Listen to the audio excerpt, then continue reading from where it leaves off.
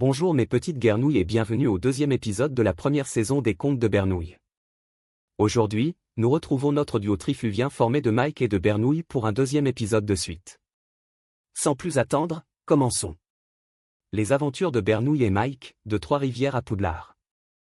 Il était une fois, dans la belle ville de Trois-Rivières, deux frères nommés Benoît, Bernouille, Gauthier et Mike Dwarf. Benoît, surnommé Bernouille en raison de ses rougeurs omniprésentes, avait une voix tonitruante qui résonnait comme un tambour. Mike, quant à lui, était un éternel fumeur, toujours avec une cigarette au coin des lèvres. Malgré leurs différences, les deux frères partageaient une passion commune, les jeux de grandeur nature médiévaux.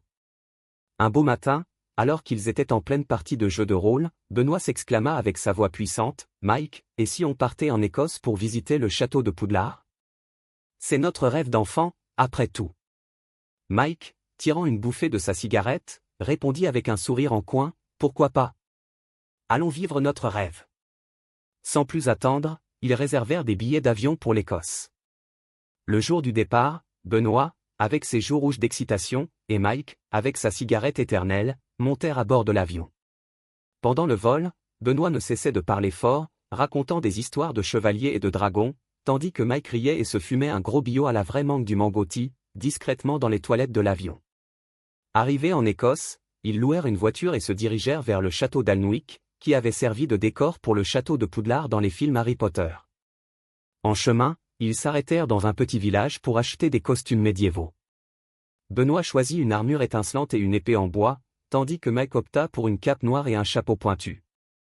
Bernouille, dérangeant tout le monde autour d'eux, lui avec sa voix tonitruante, hurlait « mais oui » à tue-tête pendant que son frère payait à la caisse.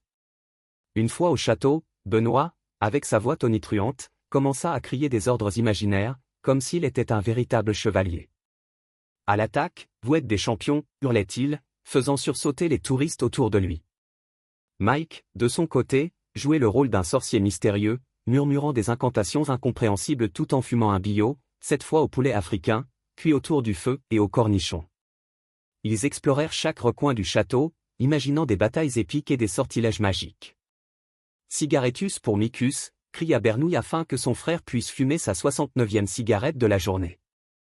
Benoît, avec ses rougeurs, ressemblait à un guerrier enflammé, tandis que Mike, avec sa cigarette, ajoutait une touche de mystère à leurs aventures. Un jour, alors qu'ils se promenaient dans les jardins du château, Benoît trébucha sur une pierre et tomba dans un buisson. Mike éclata de rire et s'exclama, « Bernouille, tu es vraiment un chevalier maladroit. » Benoît, avec un sourire, répondit, « Oui, mais c'est ce qui rend notre aventure encore plus amusante. » Leur séjour en Écosse fut rempli de rires, de jeux et de moments inoubliables.